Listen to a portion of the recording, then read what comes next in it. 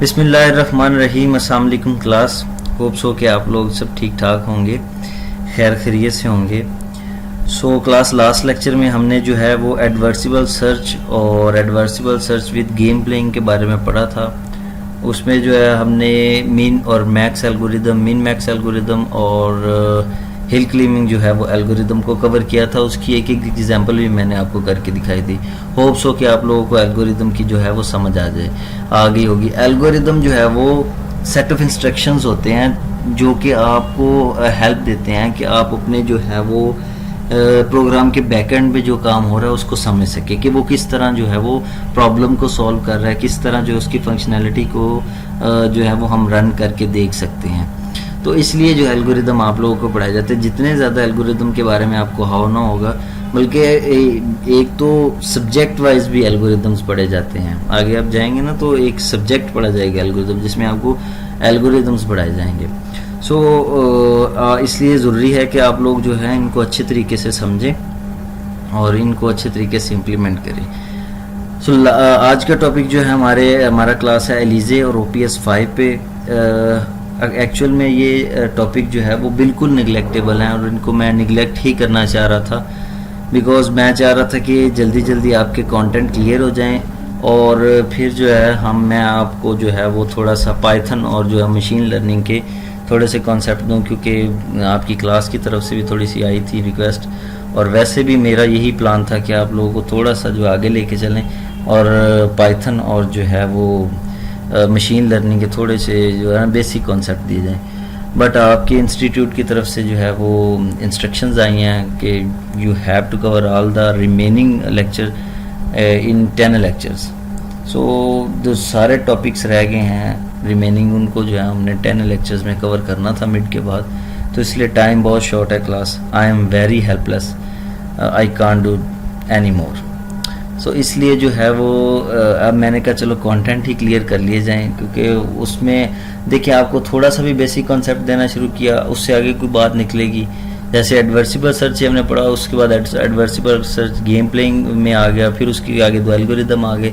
तो इस तरह बेसिक बात में थोड़ी सी गहराई होती है ताकि उसको जो है वो अच्छी तरीके से अंडरस्टैंड किया जा सके।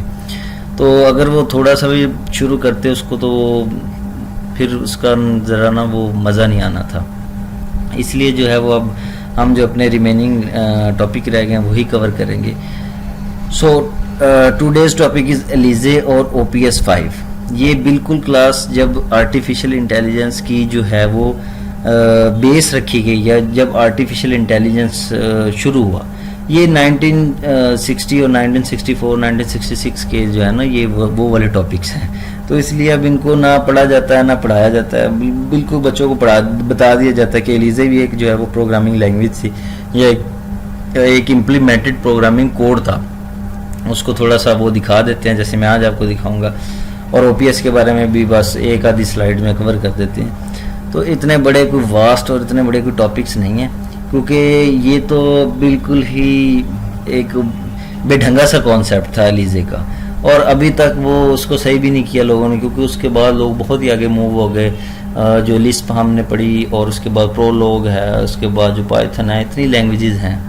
तो इसको बिल्कुल निगलेक्ट करते हैं। हमें पता होना चाहिए, फिर भी आप लोगों को बता देते हैं इसकी करैक्टरिस्टिक्स, इसका काम, इसकी क्या खासियत है, किसने इन्वेंट किया, प्रॉपर्टीज़ क्या हैं, टेक्निकल प्रॉब्लम्स क्या हैं, ठीक है, एलिजे की। और OPS 5 का हम थोड़ा सा इंट्रोडक्शन ही पढ़ेंगे। एलिजे क्या है क्लास? जब इंसान ने जो है आर्टिफिशियल इंटेलिजेंस बनाई तो उसका मकसद ये था कि ये हमारे साथ कम्युनिकेट करे। असल जो है एजेंट जो इंटेलिजेंस सिस्टम बनाने का या एक्सपर्ट सिस्टम बनाने का मकसद यही होता है कि इसमें इंटेलिजेंसी आए, ये जो है अपने आप ऑपरेट करे, ये हमसे बातें करे। तो इंसान ने भी यही सोचा कि ये कम्युनिकेट करे। उस विजन के थ्रू जो है वो एलिजे बनाएगी। एलिजे जो है ये एक तरह से कम्युनिकेशन का एक पैनल है जो कि इंसान के साथ कम्युनिकेट करता है, ठीक है। तो बंदा उससे क्या कर सकता है, गुफ्तगू कर सकता है। बंदा कुछ टाइप करे, वो आगे से आंसर देगा। थोड़ी देर बाद हम जो है उस पर थोड़ा सा प्रैक्टिकल भी करेंगे। Let's begin our topic. Eliza is a program which make natural language conversation with a computer possible. So computer के साथ जो हम जैसे नेचुरल मैं और आप गुफ्तगू करते हैं, इस तरह कंप्यूटर के साथ कुछ गुफ्तगू करना, ये एलिजे प्रोग्रामिंग का एक्चुअल जो मेन पर्पस था, मेन एजेंडा था इसका। Input sentence are analysed on the basis of decomposition rule. अच्छा, ये भी दो बातें आगे जाके भी हम पढ़ेंगे इनको, डीकम्पोजिशन और असेंबली के रीअसेंबलिंग के।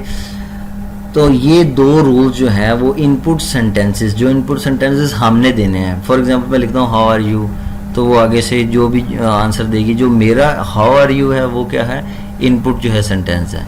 तो input sentences are analyse on the basis of decomposition rule. Decomposition mean आप लोग केमिस्ट्री में भी पढ़ते हैं होंगे, डिकम्पोज हो जाती है कोई चीज़, मतलब उसे चंक्स में या उसे छोटे छोटे तोड़ के डिकम्पोज किया जाता है। तो डीकम्पोजिशन रूल जो लगाते हैं हम इनपुट सिंबल पे, जो इनपुट हम दे रहे होते हैं, जब वर्किंग हम इसकी पढ़ेंगे उसमें जो है वो ये आपको क्लियर हो जाएगा। Which are triggered by keywords appearing in the input text.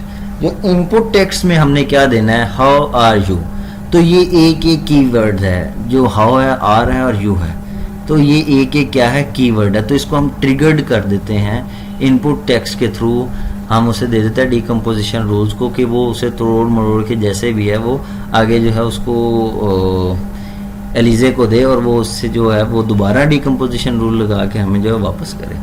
जैसे हम जो है वो, आपने ओएस की मॉडलिंग पढ़ी हो तो उसमें हम मैसेज फॉरवर्ड करते हैं, सेम उसी तरह ही सातों लेयर्स के थ्रू हमारे पास मैसेज आ जाता है। अच्छा, रिस्पॉन्स है generated by reassembling rule. Response जो जनरेट होता है वो रीअसेंबलिंग रूल से होता है, associated with selected decomposition rule. वही डीकम्पोजिशन रूल जो हमने लगाए होते हैं उन्हीं के थ्रू, जैसे हम कम्युनिकेशन करते हैं। और फॉर एग्जांपल जैसे टेलीफोन, अगर पहले आप लोगों के ने कभी इत्तेफाक हुआ हो फ़ोन सुनने का, जो रिसीवर वाला फ़ोन होता है, तो जैसे हमारी आवाज़ आगे जा रही है वैसे ही उनकी आवाज़ भी इधर आ रही है। तो सेम इसी तरह ही होता है कि डीकम्पोजिशन रूल के तहत वो क्या होगी, ट्रिगर्ड होगी, और रीअसेंबलिंग जो रूल्स के तहत वो क्या होगी, हमारे पास आएगी। पर आगे जो है वो डीकम्पोजिशन रूल वैसे ही बैठेगा, वो उसको कन्वर्ट करके आपको दे देगा। ठीक है, this is created from 1964 to 1966 by Joseph Weizenbaum. तो जोसेफ वीज़ेनबो ने इसको जो है इन्वेंट किया। 1964 से 1966 तक ही ये चली, क्योंकि बहुत ही जो है वो टूटा फूटा सा कॉन्सेप्ट था। बहुत हम क्या बात करते हैं वो आगे से क्या बात करता है, कुछ ना कुछ थोड़ा बहुत जो है वो कीवर्ड जो उसे समझ आ जाते हैं, जिनकी वैल्यू उसने अपने टेबल में सेव करवाई होती है, अपने स्टैक में सेव करवाई होती है, या जिस वैल्यूज़ का टेबल उसने बनाया होता है उसको उस पूरे कीवर्ड में, जैसे मैं कहूँ कि वेयर यू फ्रॉम, तो वो उसने जो है वेयर और फ्रॉम का जो है वो कोई कीवर्ड जो है वो सेव किया हो, तो उसको समझ के वो क्या करती है, अपने टेबल से वैल्यूज़ उठाती है, उनको रैंक करती है, रैंक करके वो आपको जो है वो टूटा फूटा आंसर दे देती है, अगर उसको समझ आ जाए तो। ठीक है, तो बिल्कुल एलिजे का इस तरह ही काम है। आगे हम इसकी पढ़ते हैं वर्किंग। अच्छा, अगर मैं जैसे मैं आप लोगों को हमने लिस्प की प्रोलॉग की, उसमें मैंने आपको बताया था, जैसे हम लिखते हैं I am very helpful, I am very helpful man, तो इसमें जो है हम प्रेडिक्ट, तब तो जब 1966 की बात थी तब तो प्रेडिकेट्स नहीं होते थे, तो तब इसको किस तरह सॉल्व किया जाता था, तब इसको एलिजे के थ्रू जो है वो उन्होंने सॉल्व करने की कोशिश की। कि क्या किया उन्होंने, कोई कीवर्ड, जो डिफरेंट टाइप के कीवर्ड जो हम यूज़ किए हैं, उन कीवर्ड्स को कोई वैल्यूज़ दे लेनी है, ठीक है, या उन कीवर्ड्स को किसी नंबर से, किसी एलिमेंट से डोनेट कर लेना है, तो उन वैल्यूज़ को सेव करवा लेना है अपने टेबल्स में, और उसको जो है वो स्टैक्स के थ्रू जो है वो प्रेजेंट करते जाना है। तो इस तरह का कोई आर्किटेक्चर था सिंपल सा। सो एलिजे जो है वो simulate conversation by using pattern matching.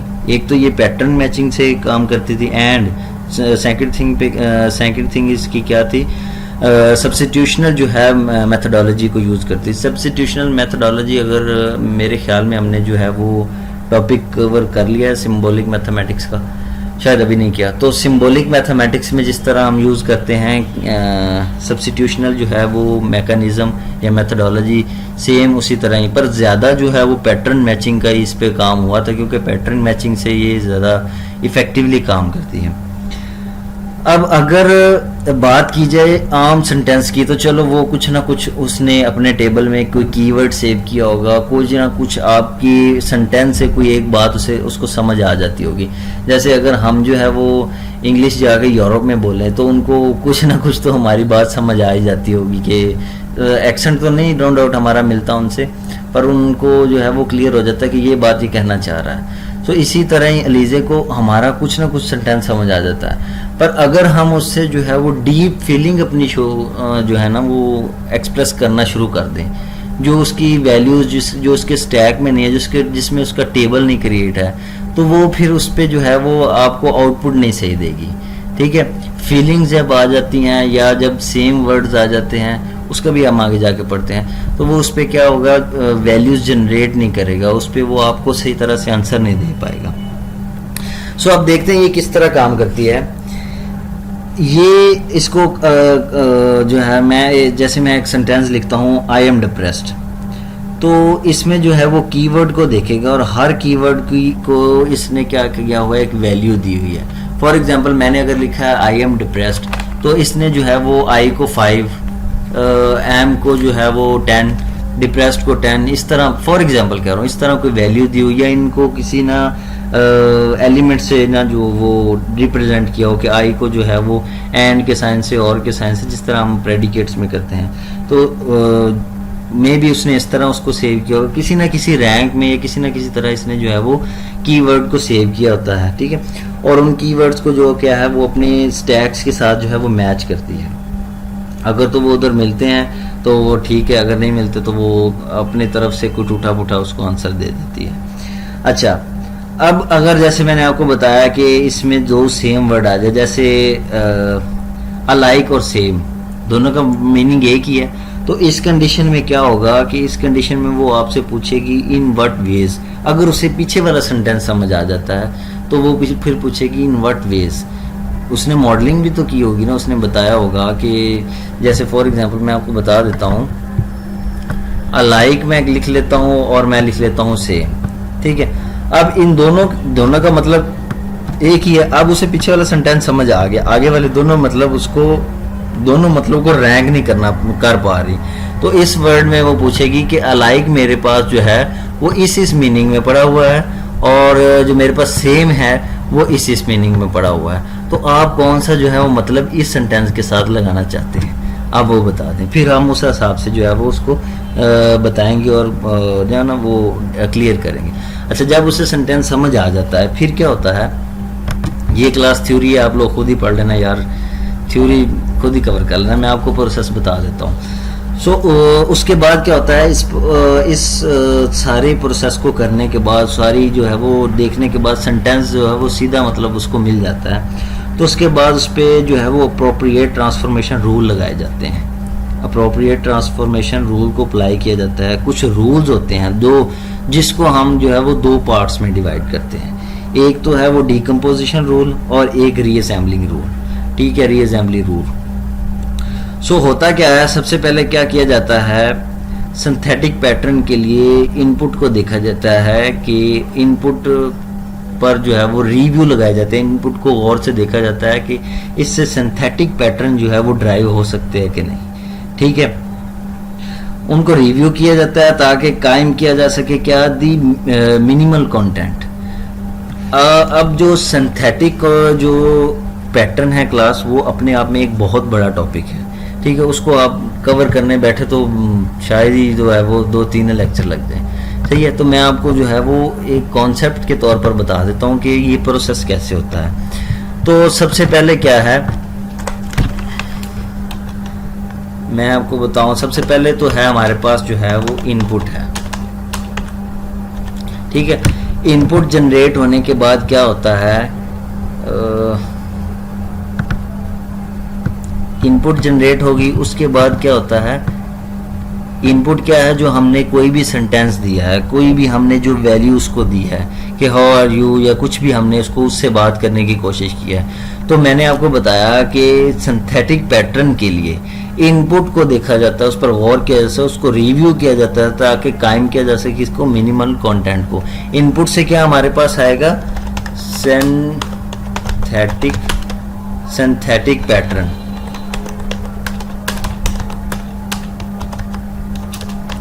Synthetic pattern input से क्या हमारे पास आएगा, सिंथेटिक पैटर्न। और सिंथेटिक पैटर्न से हम क्या ड्राइव कर सकते हैं, मिनिमल कंटेंट। ये ड्राइव हमने तो क्या ही करने, ये वो खुद ड्राइव करेगा, ठीक है। और इससे आगे क्या होगा, मिनिमल कंटेंट, शॉर्ट फॉर्म में लिख देता हूँ, ठीक है, टाइम थोड़ा। सो इनपुट के बाद क्या होगा, सिंथेटिक जो है वो पैटर्न ड्राइव होंगे। पैटर्न आप इस तरह समझ लें, मैं आपको सिंथेटिक पैटर्न का भी थोड़ा सा जो कॉन्सेप्ट दे देता हूँ। जैसे हम ईयर डायग्राम बनाते हैं, अगर आपने बनाई हो सॉफ्टवेयर डेवलपमेंट लाइफ साइकिल की, जैसे ईयर डायग्राम या किसी भी चीज़ की एल्गोरिदम से पहले हम उसकी ईयर डायग्राम बनाते हैं, ठीक है। तो उस तरह के जो है वो ईयर डायग्राम या पैटर्न्स बना लेती है। उसके बाद क्या होता है, मिनिमम कंटेंट होता है। अब मिनिमल कंटेंट जो है वो रिप्लाई के लिए बहुत ज़रूरी है, ठीक है। तो इसलिए ये मिनिमल कंटेंट जो है वो जनरेट होते हैं। अब दूसरी साइड पे क्या होता है, अभी रिप्लाई वाली साइड नहीं आई, इसी साइड की बात कर रहा हूँ। तो इनपुट से जो कीवर्ड जिनकी जो है वो रैंकिंग उसके पास है, या दूसरे जो है वो आप कह ले नेबरिंग जो उसके कंटेंट है, मतलब एक कंटेंट कह रहा हूँ, एक कीवर्ड है, उसको उसकी जो है वो समझ नहीं आई, ठीक है। अब वो साथ वाला कीवर्ड देखता है, साथ वाला कीवर्ड देखता है, कोई कीवर्ड जो उसकी जो है वो स्टैक में पीछे सेव हो, ठीक है। तो इनपुट कीवर्ड से जिनकी रैंकिंग उसके पास हो, या दूसरे जो है वो नेबरिंग कीवर्ड को इस्तेमाल करते हुए मुख्तलिफ जो है डिसअसेंबलिंग रूल को टेस्ट किया जाता है, ठीक है। कब तक टेस्ट किया जाता है, जब तक एक अप्रोप्रिएट पैटर्न जो है ना वो ना मिल जाए। तो क्या होता है कि ये जो है हमारे पास है कीवर्ड्स, ठीक है। इसको मैं फिगर के जरिए आपको समझा देता हूँ। ये हमारे पास है कीवर्ड, इस पे लगाए जाते हैं क्या, डिसअसेंबलिंग जो है वो रूल्स, ठीक है, डिसअसेंबलिंग रूल्स, सही है। डिसअसेंबलिंग रूल लगाए जाते हैं, क्यों लगाए जाते हैं, ताकि हमें इससे क्या गेट हो सके, हमें एक अप्रोप्रिएट पैटर्न जो है वो गेट हो सके। अप्रोप्रिएट पैटर्न जो है वो हमारे पास क्या आ सके, गेट हो सके। और अप्रोप्रिएट पैटर्न किस लिए, फॉर रिप्लाई, ठीक है। जब हम मशीन को जब तक कोई अप्रोप्रिएट चीज नहीं देंगे, अप्रोप्रिएट पैटर्न उसको नहीं देंगे, अप्रोप्रिएट सेंटेंस नहीं देंगे, वो रिप्लाई जनरेट नहीं कर सकेगी। सो ये फॉर रिप्लाई, सही है। कीवर्ड से क्या, कीवर्ड पर हम क्या लगाएंगे, डिसअसेंबलिंग रूल। डिसअसेंबलिंग रूल से क्या जनरेट होगी हमारे पास, अप्रोप्रिएट पैटर्न, जो कि किसके लिए जरूरी है, हमारे लिए फॉर रिप्लाई के लिए जरूरी है, ठीक है। अब इसके बाद क्या होता है, डीकम्पोजिशन रूल लगते हैं। जो सेंटेंस बन गया है उस पर डीकम्पोजिशन रूल लगते हैं। जो है डीकम्पोजिशन रूल जो है वो क्या करते हैं, वो डेजिग्नेट करते हैं रीअसेंबलिंग रूल को। अब दूसरी बात आनी शुरू हो गई है रिप्लाई वाली, ठीक है। तो जो डीकम्पोजिशन रूल है वो डेजिग्नेट करते हैं किसको, रिजेंबलिंग रूल्स को, और या सेट करते हैं रिजेंबलिंग रूल को to follow when reconstruction of sentence. जब रिकंस्ट्रक्शन होनी है सेंटेंस की, जब उसको दोबारा रिप्लाई आना है, जब उसकी तरफ से रिकंस्ट्रक्ट होके आनी है, तो उस पर क्या लगने हैं, रीअसेंबलिंग रूल लगने हैं, ठीक है। अब इन सब चीज़ों को अगर आप अलग-अलग क्लास पढ़ने बैठे तो ये अपने आप में एक टॉपिक है। रीअसेंबलिंग रूल आपको पढ़ाने शुरू कर दिए जाएं, या आपको पैटर्न जो है वो डिसअसेंबलिंग पैटर्न पढ़ाने शुरू कर दिए जाएं, अप्रोप्रिएट रूल्स, अप्रोप्रिएट पैटर्न्स पढ़ाने शुरू कर दिए, तो ये अपने आप में टॉपिक है। तो आपको इसको थोड़ा मोटा कॉन्सेप्ट लेना पड़ेगा। If you are interested in this, तो आप उसको इंटरनेट पे जाके जो इनकी डेफिनेशन वगैरह निकाल के, इनके जो है वो टाइप्स वगैरह निकाल के अच्छे तरीके से पढ़ सकते हैं। मेरे पास अभी टाइम शॉर्ट है, इसलिए मैं आपको जो है वो इसका मोटा कॉन्सेप्ट दे रहा हूँ कि ये वर्क कैसे करता है, ठीक है। अलीजे वर्क कैसे करता है ये मैं आपको बता रहा हूँ, ठीक है। तो मैं क्या बता रहा था कि उसके बाद जो है वो डीकम्पोजिशन रूल जो है वो लगते हैं, और वो डेजिग्नेट करते हैं किसको, रीअसेंबलिंग रूल को। किसको सेट करने के लिए, रीअसेंबलिंग रूल जो है वो सेट करने के लिए, to follow when reconstruction the sentence, जब सेंटेंस की रिकंस्ट्रक्शन स्टार्ट होती है, ठीक है। तो इसके बाद जो रीअसेंबलिंग रूल है वो क्या होते हैं, वो छोटे छोटे इनपुट चंक्स या फ्रेगमेंट को लेते हैं जो कि डीकम्पोजिशन रूल ने क्रिएट किए होते हैं। डीकम्पोजिशन रूल ने जो सेगमेंट या चंक्स जो है वो क्रिएट बनाए होते हैं, क्रिएट किए होते हैं, तो रूल जो है रीजेंबलिंग रूल वो उन पे अप्लाई किए जाते हैं, किसके लिए, ताकि जो है हमें क्या हो सके, एक अप्रोप्रिएट उसका वो आंसर मिल सके। तो फिर क्या होता है, अप्लाई करने के बाद उनको रीअरेंज किया जाता है, रीअरेंज करने के बाद उनको ऐड कर देते हैं in program word to create a response. तो हमें क्या हो जाता है, रिस्पॉन्स क्रिएट हो जाता है। सही है, ये इनपुट वाला बता दिया, आउटपुट वाला बता दिया कि किस तरह हमें जो है वो आउटपुट जनरेट होती है। अच्छा, ये सारा प्रोसेस क्लास ये मैंने लिखा हुआ है, कोई मुश्किल नहीं है, आप इसको पढ़ेंगे तो ये मेरी जो ऑडियो है ये सुनेंगे और इसको साथ पढ़ेंगे तो आपको समझ आ जाएगी ये क्या लिखा है। इसलिए थ्योरी पढ़ने से वक्त ज़ाया करने की कोई ज़रूरत नहीं थी, मैंने आपको वैसे ही बता दिया। देखिए ये लिखा हुआ है, the first step of the process is apply to appropriate transformation rule. पहले अप्रोप्रिएट ट्रांसफॉर्मेशन रूल अप्लाई होते हैं, when which including two parts, decomposition rule, reassembling rule. First the input is received from synthetic pattern in order to establish the minimal context necessary to respond, जो कि necessary किसके लिए, respond के लिए। तो ये सारा मैंने आपको बता दिया है, तो इसको जो है वो कवर करने की जो है ज़रूरत नहीं है। नेक्स्ट हम चलते हैं कैरेक्टरिस्टिक ऑफ एलिजे। एलिजे की कैरेक्टरिस्टिक्स क्या है, 4 इसकी कैरेक्टरिस्टिक्स हैं, simulation of intelligence, quality of response, coherence और सिमेंटिक। थोड़ा सा इसको जो है वो इनको डिटेल से भी हम पढ़ लेते हैं। अच्छा, जब भी इसकी बात की जाए ना सिमुलेशन ऑफ इंटेलिजेंस की, तो आपको ये भी याद रखना है कि जो एलिजे है ये कोई जिसको आप कह लें कोई प्रोप्रिएट जो इंटेलिजेंस ही नहीं है इसकी, कोई ये नहीं है कि आपको जो है वो बिल्कुल एक्यूरेट इंटेलिजेंस ही प्रोवाइड करेगा। ठीक है, in short these programs are gonna just reply you, सिर्फ आपको रिप्लाई करेंगे बेस्ड ऑन योर कीवर्ड और फ्रेजेस, जो आपने कीवर्ड या फ्रेजेस दिए हैं उनके बिहार पे ये आपको जो है वो रिप्लाई करेंगे। दे आइडेंटिफाई योर कीवर्ड्स, ठीक है, या फ्रेजेस टू रिप्लाई बैक। अच्छा, ये अब यूज क्या करते हैं, ये जो है वो LUT लुकअप टेबल को यूज करते हैं, जो उन्होंने बैकएंड पे टेबल डेटाबेस या जैसे भी है, डेटाबेस तो उसको नहीं कह सकते, इंटेलिजेंसी में स्टैक, इसमें आप स्टैक कह लें, जो स्टैक में इसने वैल्यूज जो है वो अपने सेव किए हैं, उसमें टेबल्स क्रिएट किए हुए हैं, उसमें बताया हुआ है कि फॉर एग्जांपल एक्सप्लेनेशन की जो है वो वैल्यू रैंक या 5 या 8 है, या कुछ भी उसने नंबर दिए हुए हैं हेक्साडेसिमल में, डेसिमल में, जिस तरह भी व्हाटएवर, इससे में कोई कंसर्न नहीं है। तो स्टैक में जो उसने LUT रखा हुआ लुकअप टेबल, उसमें जो वैल्यू सेव है वो रिस्पॉन्सिबल किसको होती है, रिप्लाई करने की। ठीक है, तो उससे जो है वैल्यू निकाल के वो आपको जो है वो प्रेजेंट कर देता है। तो ये कोई अप्रोप्रिएट जो है वो रियल जो है वो इंटेलिजेंस प्रोवाइड नहीं करता, इसलिए तो ये चला नहीं है और इसकी कोई उन्होंने इतनी जो है वो फादियत नहीं बताई। सही है, नेक्स्ट देखिए, quality of response. It is not necessary to give answer all of your question. So ये आपको जो है वो, हाँ, इंटरनेट चलाते हैं, थोड़ा सा आपको इसका जो है वो प्रैक्टिकल व्यू भी देते हैं। सो ये आपको क्या करता है, कोई अप्रोप्रिएट जो है वो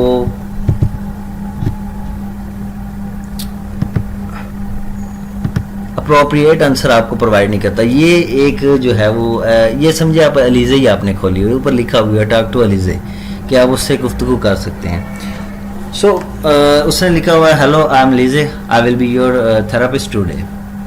तो मैं उससे पूछता हूँ हाउ आर यू, अब वो आंसर मुझे देगी why are you interested in whether और नॉट आई एम। ठीक है, तो ये देखें, इसी से ही अंदाज़ा आपको हो सकता है कि ये कोई बेतुका सा जवाब है कि मैंने उससे क्या पूछा है, उसने मुझे क्या आंसर दिया। ठीक है, तो ये जो आपका ये वाला पॉइंट है ना, ये वाला क्वालिटी ऑफ रिस्पॉन्स, इसका ये मतलब है कि जो हम पूछें वो आपको वो ना बताए। आगे मैं उसको लिखता हूँ, आई एम डिप्रेस्ड।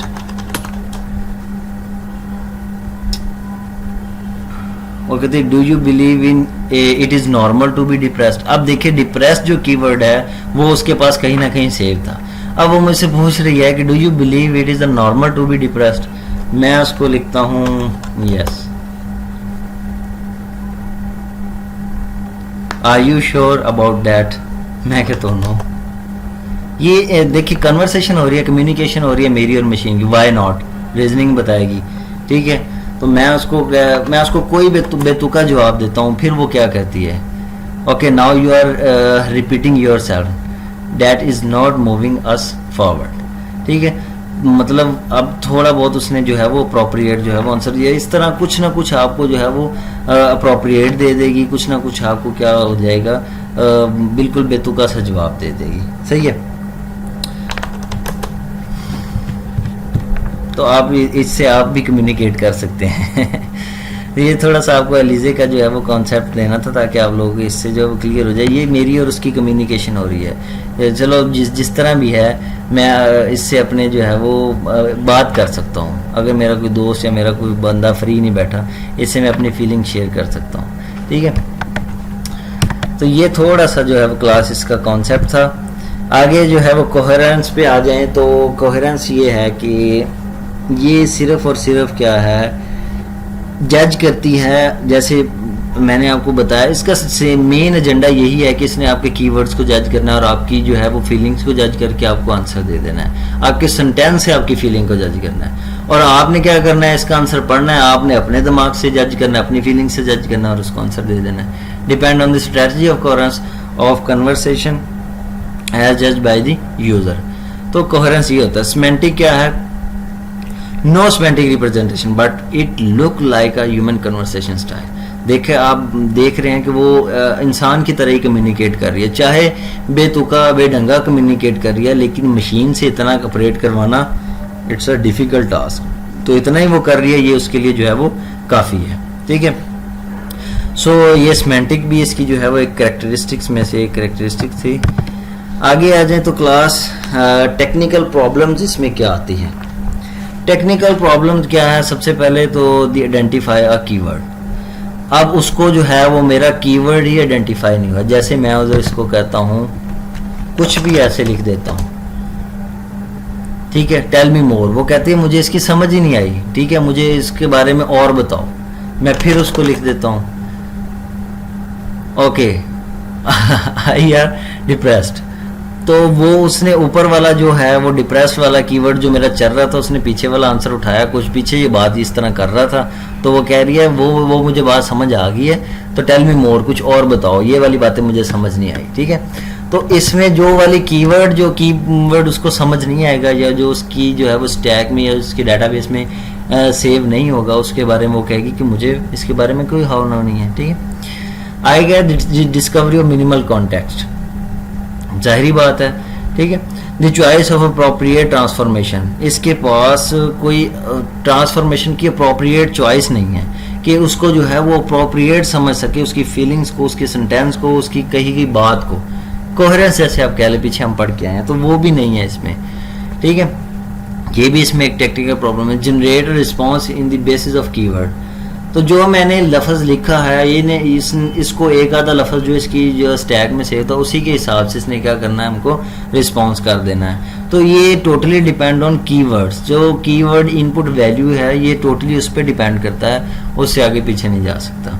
ठीक है, तो ये क्लास थोड़ा सा आपका जो है एलिजे था, उसकी थोड़ी सी हमने जो है वो दिखाया भी आपको कैसे वर्क करता है। नेक्स्ट हम पढ़ते हैं क्या, OPS 5। OPS 5 जो है वो कॉल ऑफ ड्यूटी में जो आजकल इसका थोड़ा सा कॉन्सेप्ट यूज़ हो रहा है, ये बहुत ही अब तो बहुत ही एडवांस हो चुका है, क्योंकि ये ऐसी लैंग्वेज है जो एक्सपर्ट सिस्टम में यूज़ होती है। एक्सपर्ट सिस्टम आप कह लें जो खुद से जो है वो वैल्यूज़ को जनरेट करते हैं, खुद से सीखने की कोशिश करते हैं, सुपरवाइज्ड होते हैं। ठीक है, जिनको सिखाया नहीं जाता। ठीक है, तो OPS 5 is a rule based और production system computer language notable as the first such language to be used in a successful expert system। ये सबसे पहली एक्सपर्ट सिस्टम की लैंग्वेज है। जैसे अभी हम एलिजे पढ़ के हैं, आप कह सकते हैं एलिजे कोई प्रोग्रामिंग लैंग्वेज तो नहीं है, एक प्री डिफाइंड प्रोग्रामिंग कोड है जो कि आपसे कम्युनिकेट करता है। कंप्यूटर की तो जो आर्टिफिशियल इंटेलिजेंस की तो सबसे पहली प्रोग्रामिंग लिस्ट भी थी। तो ये जो है वो एक्सपर्ट सिस्टम की पहली जो है वो programming language. It was sorry for that, it was developed in the late 1970 by Charles Forgy. तो 1970 में ये डेवलप हुई। तो आपको पता चल गया कि एक्सपर्ट सिस्टम में यूज़ होती है। अभी हम जो है समझे जैसे ये पहला आसमान है और आगे तीसरा चौथा आसमान है, ठीक है। तो आर्टिफिशियल इंटेलिजेंस आप समझ लें कि बहुत ही पहला जो आसमान है, दूसरा जो आसमान है वो है हमारे पास मशीन लर्निंग, तीसरा आसमान जो है वो फज़े लॉजिक्स, उसके बाद जो एक्सपर्ट सिस्टम आता है। सो ये एक्सपर्ट सिस्टम बहुत आगे की बात है। अभी सिर्फ आप इसका थोड़ा सा कॉन्सेप्ट ले लें कि ये OPS 5 होता क्या है। OPS 5 यूज़र फॉर वर्किंग किस तरह करता है, यूज़र फॉरवर्ड चेंजिंग। आपको मैंने पीछे पढ़ाया हुआ बैकवर्ड चेंजिंग और फॉरवर्ड चेंजिंग, ठीक है, जो वो रीजनिंग में मैंने आपको पढ़ाया था। थोड़ा सा वो कॉन्सेप्ट आपको याद करें तो आपको इसकी थोड़ी सी हाव ना होनी शुरू हो जाएगी। Forward changing inference engine program execute by scanning working memory element, ठीक है। इसकी इन शॉर्ट मैं आपको बात बताऊं तो नीचे मैंने वो भी पॉइंट लिखा हुआ है और सारी ऊपर वाली बात को कवर करके नीचे वाली बात में मैंने समेटा हुआ है। The system check its work memory to see if there are rule, पहले वाले रूल जो whose preconditions are satisfy, कि उनकी जो पहले वाली प्री कंडीशंस है वो सेटिस्फाई हो गई हैं। इफ सो, अगर हो गई हैं, the action in one selected satisfy rule is executed, तो जो नेक्स्ट एग्जीक्यूटेड होगा, नेक्स्ट रूल होगा वो शुरू हो जाएगा, पीछे वाला एग्जीक्यूट हो जाएगा, ठीक है। अगर तो जो रूल्स हमने उस पर डिफाइन किए, प्री डिफाइंड रूल जो है, प्री डिफाइंड कंडीशन जो है वो सेटिस्फाई होगी। जिस तरह आप डेप्थ फर्स्ट में आए तो वो ऊपर से नीचे आता है, नीचे सेटिस्फाई हो गए फिर ऊपर जाता है, सेम एज लाइक ऐसे आप उसे कह सकते हैं, ठीक है। पर ये बैकवर्ड नहीं, बैक ट्रैकिंग नहीं है, बैकवर्ड मूव नहीं करता, फॉरवर्ड चेंजिंग है। तो इसमें जो है वो एक दफ़ा गुजर गई तो बात गुजर गई, सही है। तो एक्सपर्ट सिस्टम में जैसे शतरंज वाली जो है वो गेम अपनी चाल चल जाती है, ये तो नहीं होता वो कहती नहीं नहीं नहीं भाई एक दफ़ा मैं दोबारा चाल चलनी है, तो इस तरह नहीं होता, जो चाल चल जाती है वो चल जाती है, ठीक है। तो ये OPS 5 का थोड़ा सा कॉन्सेप्ट था। एलिजे का ज़्यादा कॉन्सेप्ट थोड़ा सा आपको दिया क्योंकि ये थोड़ा सा आपको बहुत ही पुरानी लैंग्वेज और आपको इसकी होनी चाहिए, वो बहुत ही एडवांस अब तो आ चुकी है। तो जब आप नेक्स्ट जो है वो क्लासेस में आर्टिफिशियल इंटेलिजेंस या इसको एडवांस लेवल पे जाके पढ़ेंगे, then you have to cover that topic. So this was your lecture class, hope so you can understand and you will, ठीक है। इसको जो है वो आप तैयार करें। Thank you very much class, stay home, stay safe, अल्लाह हाफिज़।